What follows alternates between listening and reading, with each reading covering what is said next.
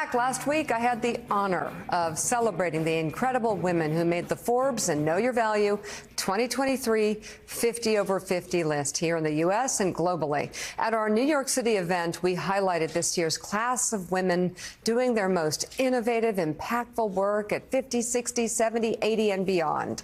We were joined by many of the list's honorees, including former supermodel Kathy Ireland, astronaut Mae Jemison, activist Shannon Watts, finance expert Susie Orman, and many, many more. Susie, by the way, my idol. I also sat down with singer and entrepreneur Patti LaBelle, who is the face of this year's 50 over 50 lifestyle list.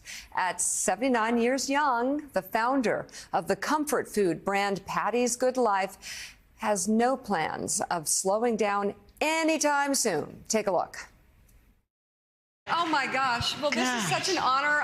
I'm blown away by the audience, but mostly by being in your presence, Miss Patti LaBelle. Thank you. And I'd love to ask you what I ask everybody I interview for the 50 over 50 list. And that is, when you were in your late teens, 20s, late 20s, did you ever imagine your career after the age of 50? No. Yeah. No, as you said earlier, I'm 79 years young. And over 50, I said, well, girl, you might just be home cooking in your kitchen, doing no singing, no nothing, no anything. But here I am at this young age, doing what I do. Well, you are cooking. I'm cooking my face off. Yeah. I'm cooking and I'm doing all that good stuff, yes. Do you have a most, 50 over 50 accomplishment that you're most proud of? Like, that's something that happened in your life over the age of 50? Over the age of 50, I am still performing. Most people say, Patti, do you still work? Boo, I never stop working. I work every day. We're on tour at least 9 months of the year. So lately I've been doing sellout houses, thank God, and people are in the audience. Okay, I'm going to try with Patti LaBelle. Rapid fire. Do you know what that is? Yeah, I say something, you say something. I bet. But it's quick. Okay. It's good. Best dish you make? Pasta. Oh. With everything in it, different things. Go. Most joy, cooking or singing? Singing. Okay. Singing. One person you haven't cooked for but want to? President Obama. Oh. Well, you might want to... I cook for his wife, but I ain't cook for him. Okay. We'll work on that. So the first word that comes to your mind when I say retirement? Hell no. Uh-huh. 2 words. Aging. Aging, fabulous. 50 over 50, what comes to mind? Just the best. Yes. It's the best. And when you think of the power of women, what comes to mind? Phenomenal. Yeah. And we can change the world and we can make things peaceful. We need peace in the world, you guys. So we women have to get together and kick ass. Yes! And just make it a better place.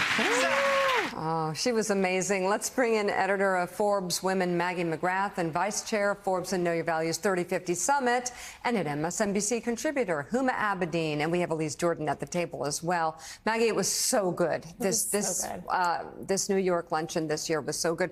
Patti LaBelle had the crowd going wild. She was captivating. She dished a lot. But what struck you the most about her story? She really knows her way with an audience. But what strikes me about Patti is she is the embodiment of what it means to know your value. You heard her say it. I know I can cook my face off. So anytime she talks about why she started Patty's Good Life, it's because she had that confidence that people would want to eat her food. And it's a confidence that she has had since the 70s and 80s, when musicians like the Rolling Stones and Elton John would pass through Philadelphia. She would cook for them. Right. But I love this detail. She would bring food to the Spectrum, the old performance venue. She'd write her name on the tinfoil lids so that no one would mistake her food for the catered stuff. Correct. So she is an expert. She was branding. I was just about to say, she's an expert in branding. And Elton John, when she was talking about Elton John, she's like, he played piano for me. We're all like, wait, stop right there. Okay, can we stop right there? Anyhow, Elise. Huma, so you gave remarks and you said that this year's title, The Age of Disruption, was pretty apt. Can you talk about that? Well, look, it is clear to all of us that this is a very disruptive time in our world. In a way, we're going through a global trauma of sorts. But it felt all the more important to celebrate and honor women who are above the age of 50, who are doing they're doing extraordinary things. And there are women like Patti LaBelle, who is a legend. But there are women who are not seen in the same way, are not everyday names. Women like Adrienne Kennedy, who, had her Broadway debut at 91. Women like Fani Willis, who we all know is changing the course of history in Georgia. And then my personal favorite was Alka Joshi, who is, this author. She came to the lunch. I was struck, and Maggie, congrats on getting so many of those women in the room to celebrate. And she published her debut novel at 62, and that became a global phenomenon. And so the importance of not just honoring women we know, the legends, but really shining a light on some of these extraordinary women who are showing us the way forward. A room with so much talent and confidence. It was fabulous. We also made a big announcement about our 3050 Summit, Huma.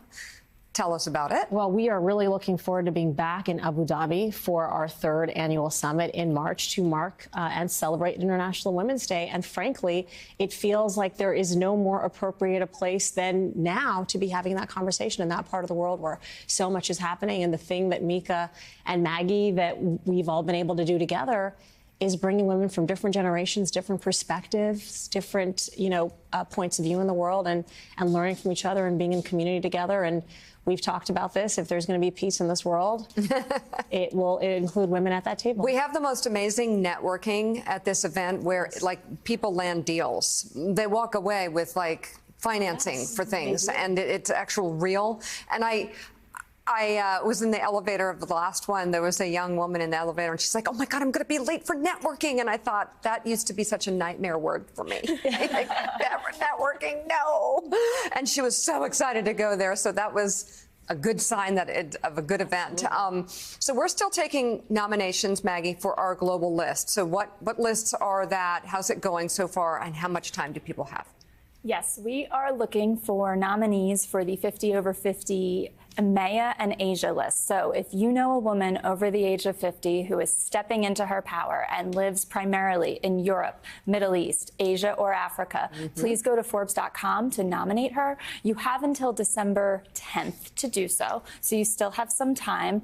And I want to note, it's about the quality of the nomination, not the quantity. So if you nominate yourself 100 times, we don't count it like that. And also, you can't be 49 and a half. You can't be 49 and a half. How many times do we need to say it? Okay, no, I'm just... So 1972 is our cutoff. If you were born after 1972, you are too young for this list. I'm sorry, but wait a few more years. And again, go to Forbes.com and tell us your story, or tell us the story of someone you admire. Maggie McGrath and Huma Abedin, as always. It was such a great lunch. I love working with you guys. Much more to come.